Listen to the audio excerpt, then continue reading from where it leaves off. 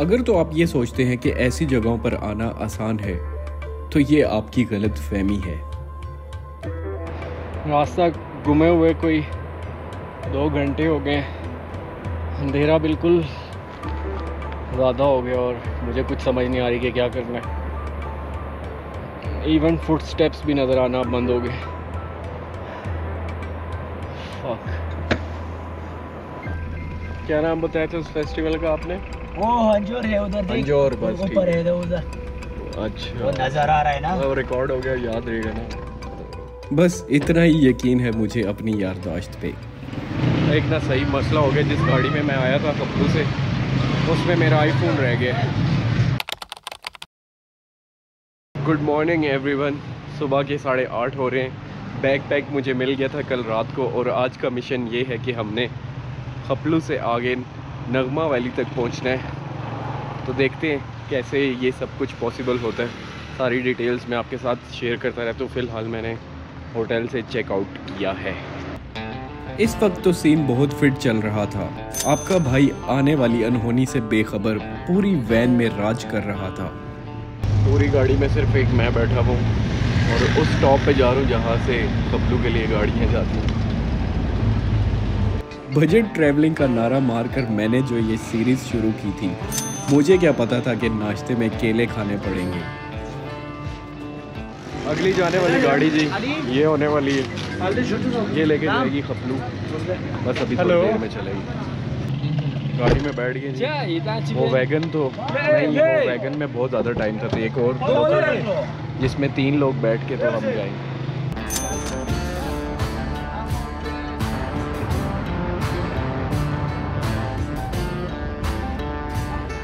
दिल तो मेरा यही चाह रहा था कि कोई ईगल आए, मुझे अपने कंधे पे बिठाए और कांदे वैली ड्रॉप कराए। बट ख्वाबों की दुनिया से दूर रियलिटी में कांदे जाने के लिए पहले खपलू की गाड़ी में बैठना पड़ता है।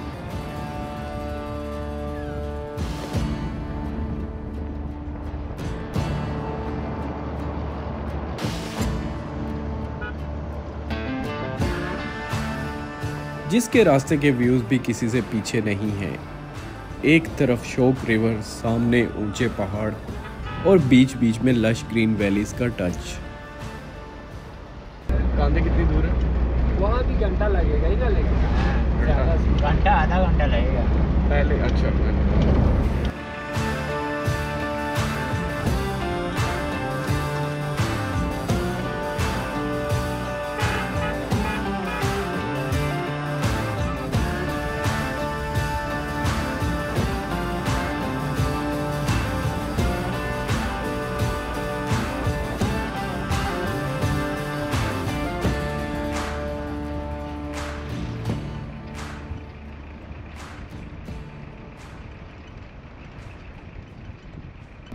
क्या नाम बताया था उस फेस्टिवल का आपने?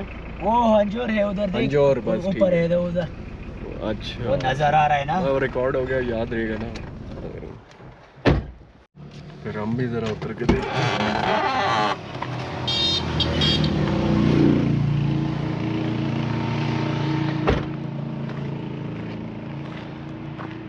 एक बॉय ने सुसु ब्रेक ली है तो मैंने कहा मैं भी उतरता हूँ। ज़बरदस्त यार। वो खपलू में उस जगह पे कोई फेस्टिवल चल रहा है, हंजोर फेस्टिवल। तो वो मुझे लोकल कह रहा है कि यार आपने उधर लाजमी जाना है। तो अगर लोकल ने कह दिया लाजमी जाना है तो मतलब मज़े की जगह होगी। देखते हैं कैसा है फेस्टिवल, क्या होता है। बहुत मज़े की राइड रही है, लेकिन बाइक का ना अपना ही मज़ा। बाइक की क्या ही बात है, बाइक को मैंने बहुत मिस की है। ये गाड़ी यहाँ पहाड़ों की सही चीता गाड़ी। चलते हैं अब आगे।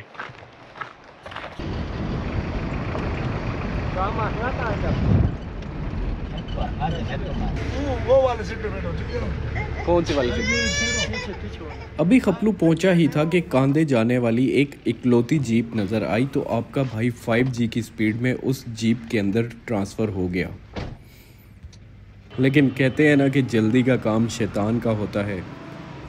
शक्ल देख के आपको पता चल ही गया होगा कि कोई ड्रॉप सीन हो गया है।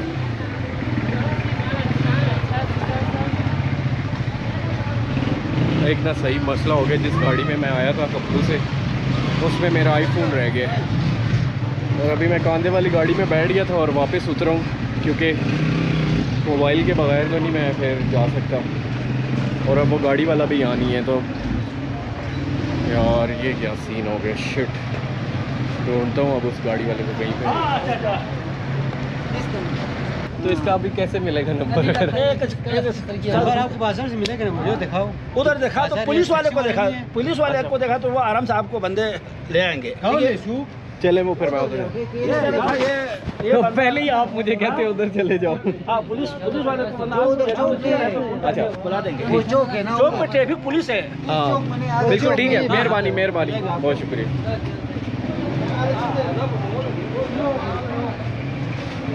सीन चेक कर रहे हैं इन्होंने, पूरा वो हुलिया उसका देख लिया, बस कंफर्म कर लिया कि ड्राइवर यहीं का है। तो वीडियो पुलिस वाले को दिखाओ। तो अब ज़रा चलते हैं वो उधर पुलिस वाले के पास।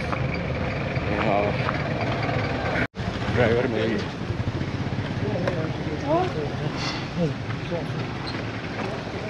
मोबाइल मिला? हाँ इसमें है ये 200 रुपये दे दे भाई। कह रहा है यहीं पे है मोबाइल और अब पैसे भी मांग रहा है, कह रहा है 200 रुपये दे दे। इसकी वजह से मेरी गाड़ी मिस हो गई है। कांधे की गाड़ी में बैठ गया था, मैं वापस आया हूँ। ये उसमें है, हाँ टोपी में। टोपी में?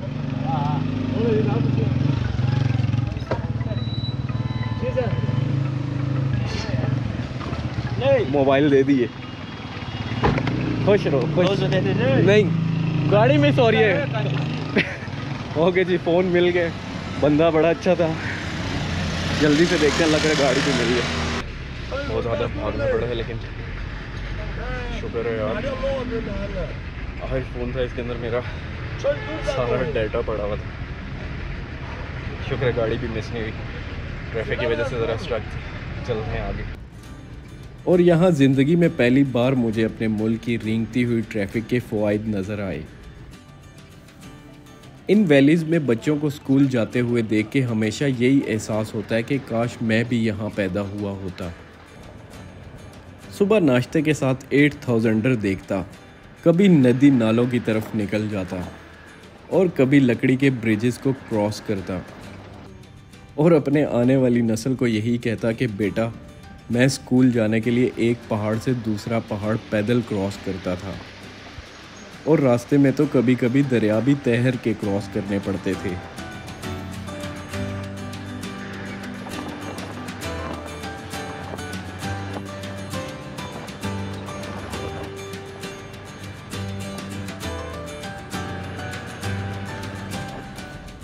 और फिर ये दो पहाड़ देख के मैं वाकई स्पीचलेस हो गया था।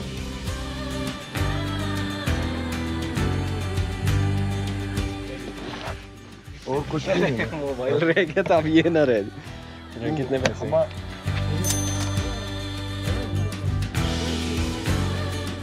ये जो भाई नज़र आ रहे हैं, यकीन माने ये इस एरिया के गूगल मैप्स हैं। कांधे में one and only Nanga resort, Nagma resort.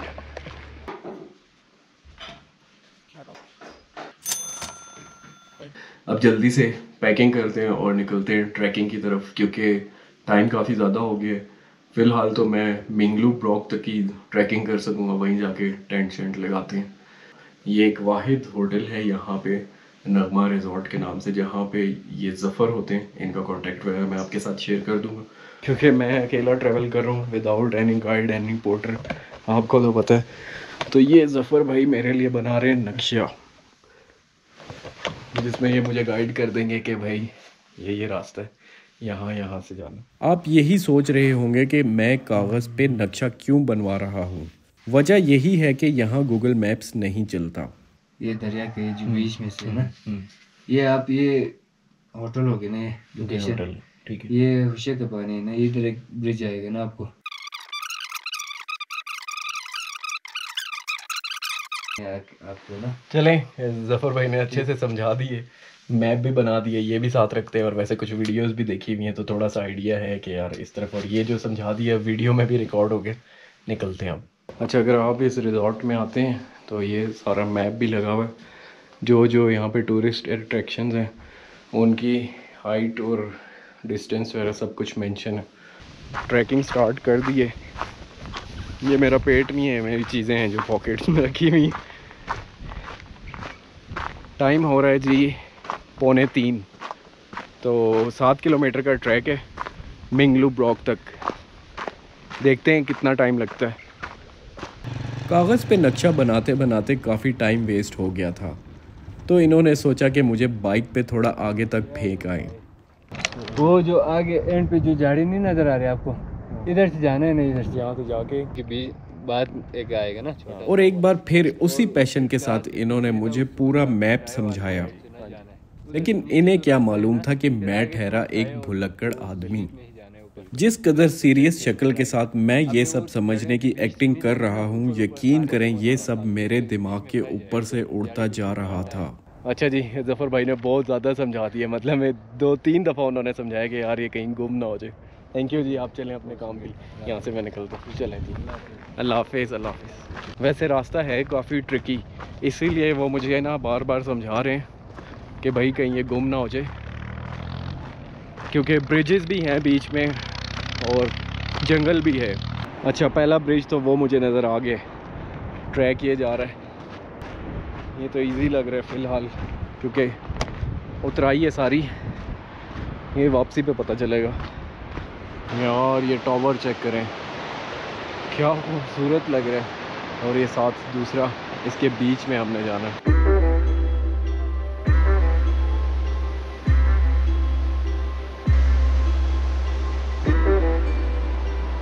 पहले ब्रिज के बाद ही मैं रास्ता भूल गया था, वो मैप वापस निकाला है और ऐसे ही हाइक करके इतना ऊपर चला गया था।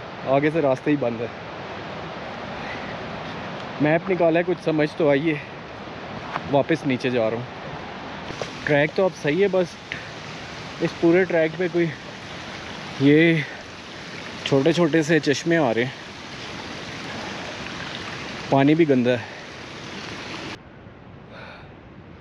ब्रिज के बाद कोई ऐसी चढ़ाई शुरू होती है ना, दिमाग घूम जाता है। मेरा बैग हमेशा की तरह बहुत ज़्यादा भारी है। थोड़ा सा सांस लेके तो फिर आगे चलता हूँ, क्योंकि ट्रैक के शुरू में ही आपको ऐसी स्टीप चढ़ाई मिल जाए ना, तो बॉडी पूरी तरीके से वार्म अप हुई नहीं होती और आप एकदम से उसे इतना ज़्यादा स्ट्रगल में डाल देते हैं। फिर गलत हो गया हूँ मैं, ट्रैक अभी फिर आगे से बंद है। अजीब सीन है, बहुत छोटे छोटे रास्ते निकल रहे हैं और यहाँ पे कोई बंदा नहीं है। जैसे बंदा रास्ता पूछ ले। मैप मैंने दोबारा खोल के देखा है, उसमें यही है कि रिवर मेरे इस साइड पे होगा और बाकी रिवर इस साइड पे, तो शायद सही जा रहा हूँ। शुक्र है वो मुझे दूसरा ब्रिज नज़र आ गया, वहाँ से फिर ऊपर जाना है। यार ये मैप बहुत काम की चीज़ है, शुक्र है, वरना मैं वाकई घूम गया था। फिर इधर से इस रास्ते से जाके इधर दूसरा भी जाएगा, एक और ब्रिज है, ठीक है। ये दूसरा हो गया ना, फिर आपने इधर से तीसरे पे नहीं जाना है, इस तरफ ना दो रास्ते। लो जी, ये वॉल आ गई आगे, इसको क्रॉस करना है। हालत टाइट हो गई, शुरू का ट्रैक बहुत मुश्किल है लगेज के साथ।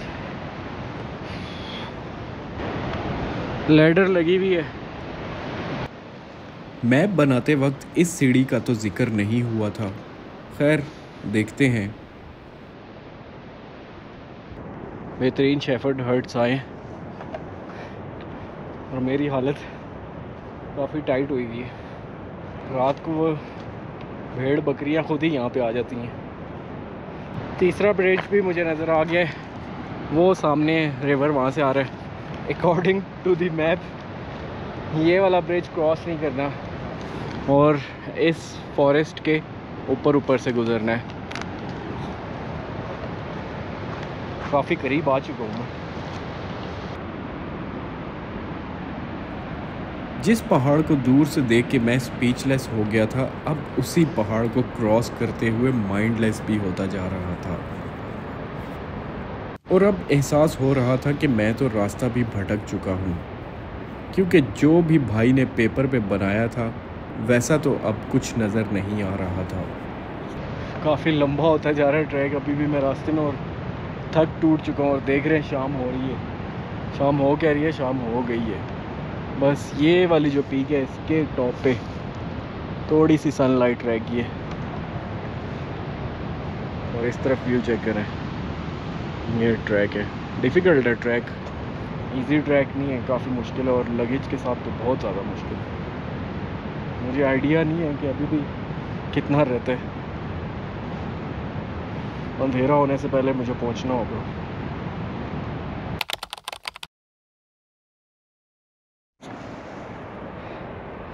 रास्ता घूमे हुए कोई 2 घंटे हो गए।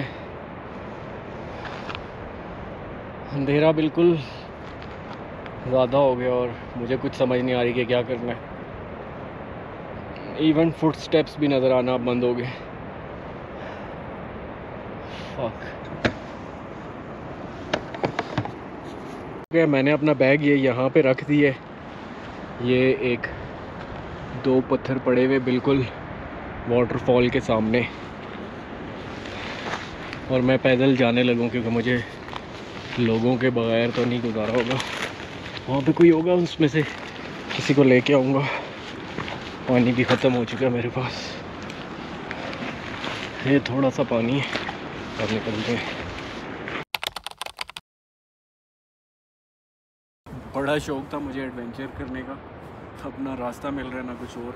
ये बैग रखा हुआ है और फ्लैट जगह भी नहीं है कि जहाँ पे मैं कैंपिंग कर सकूँ। बहुत बुरा ना, बहुत अजीब किस्म का एडवेंचर हो गया कि रोना आने लग गया। मतलब यार निशान लगे हुए, जो मैप था मेरे पास मैं सेम उसी जगह पे पहुँच चुका हूँ, बट यहाँ पे कोई भी नहीं है, कोई फ्लैट जगह भी नहीं है।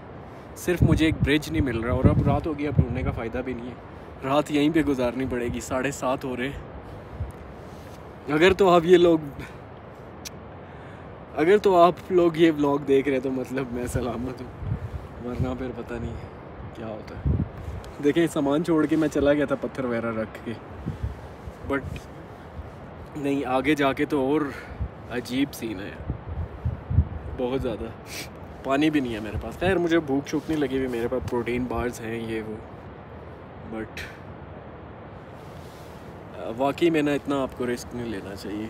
ऑनेस्टली डर तो मुझे लग रहा है बहुत ज़्यादा, लेकिन अपने नर्व्स पे इस टाइम काबू रखना पड़ेगा। ना आगे कोई है ना पीछे कोई है, मुझे नहीं पता कि मैं इस टाइम किस जगह पे हूँ, बट ये निशान लगा हुआ है किसी जगह पे तो मैं हूँ। लेकिन अंधेरा इतना ज़्यादा है ना, आपको कुछ नज़र ही नहीं आ रहा, कुछ कोई चक्कर नहीं है। जल्दी से अपना टेंट लगाता हूँ, बहुत देर हो गई। टेंट तो मैं लगा लूँगा, बट टेंट लगाने के बाद बिछाऊँगा कहाँ पे? ये तो आगे पीछे बोल्डर्स ही बोल्डर है। मैं इस जगह से भी गुम नहीं होना चाहता, पता चले ये जो निशान रखा हुआ है एक, यहाँ से भी कहीं निकल जाऊँ। और एक ये 2-3 रॉक्स पड़े हुए, तो ज़रा हवा तेज़ है, सपोर्ट मिल जाएगी थोड़ी सी।